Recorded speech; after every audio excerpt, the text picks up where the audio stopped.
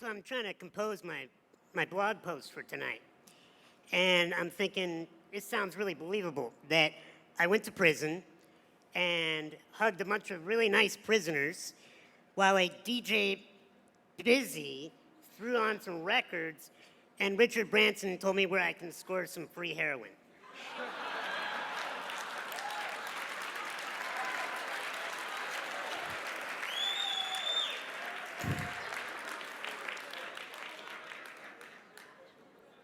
True story.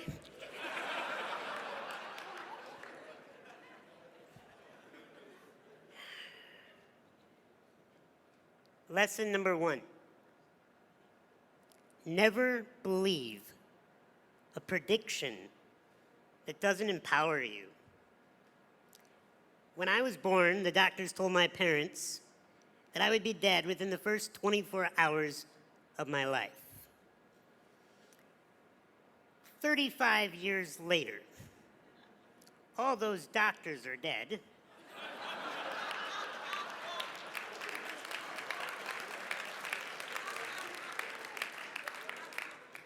And I am the only doctor that remains.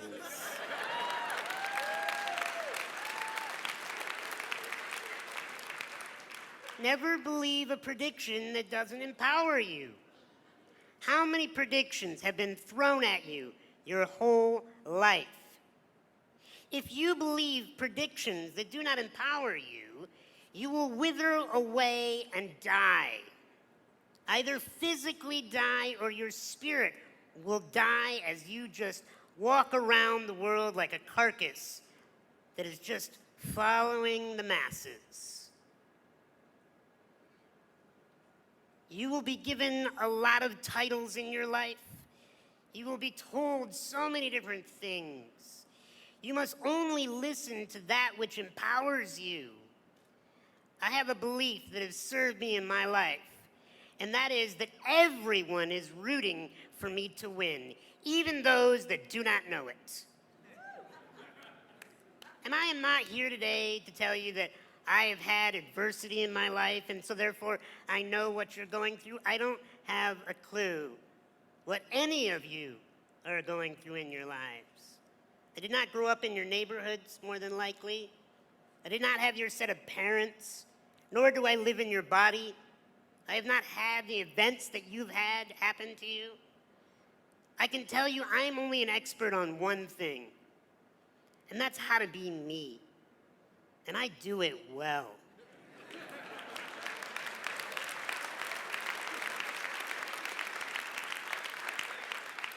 But it's not come easily. I've gone through things that I don't wish upon anyone in this room. I've had metal rods pulled out of bone marrow while I was awake. I've had jaw infections where teeth had to be extracted and I can no longer chew my own food. I have to get up every day and be showered and cared for physically by another human being. Fortunately, she's a gorgeous woman that I married.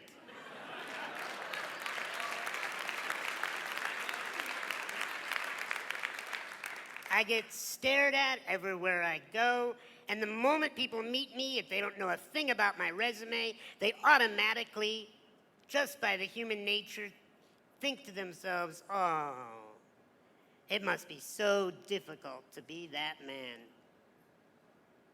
If somebody pities me, they're wasting their time. Because I have chosen a life of strength. And I am here to help you choose a life of strength. But I'm going to tell you, we've talked about drugs here. You know what the worst drug to ever hit the human race is? Pity. The moment you feel sorry for another person, or the moment you feel sorry for yourself, you're hosed. You are totally, completely frozen in potential. We cannot pity ourselves. We cannot pity you. Yes, I get to go home today. Yes, I get to have what many would call freedom, but I'm going to talk to you about freedom, about what I really choose to see freedom as. Because like I said, you cannot believe predictions that do not empower you. The second lesson today is you are not your condition. You are not. I am not disabled. Sure, I'll take the handicap parking privileges. But that does not define me as a man. Not able. I've been looked at and treated my whole life as if I am not able. I have had to rise above and show people that the only disability is one's refusal to adapt. You have to adapt to whatever environment you're in, even if it's prison. And what does adaptation look like? I think it looks like celebration. Because when you meet people that are celebrating their life, you want to be around them. You want to learn from them. You want to do business with them. You want to hire them. Look, if you do not want to be seen as a prisoner or a convict when you get out of this, or even while you're in this, then it's an attitude. It is a belief in yourself that you bring value to the human race, no matter what your current condition, title, or stature is.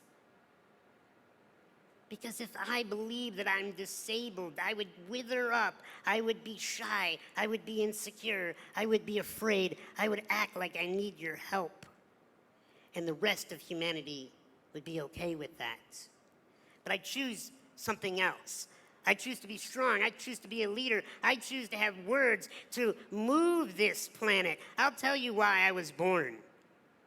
And I hope it inspires you to find out why you were born. I was born to rid this world of insecurity.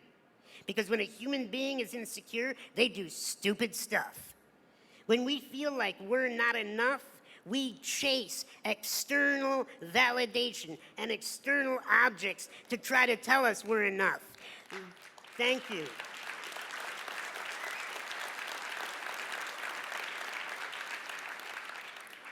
You are enough. I'll tell you, I made a pledge as a therapist to love all human beings no matter what they've done. Because deep down inside, I've found that every human being just wants to be loved. Even if they're tough, even if they're scary, even if they're vicious, you get them in the right position at the right time, they'll tell you the truth.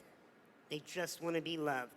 You know who they want the love from the most? Not their moms, not their dads, not their wardens, none of these people. They want to be able to look in the mirror and love themselves. And if you can figure that out, then you're going somewhere.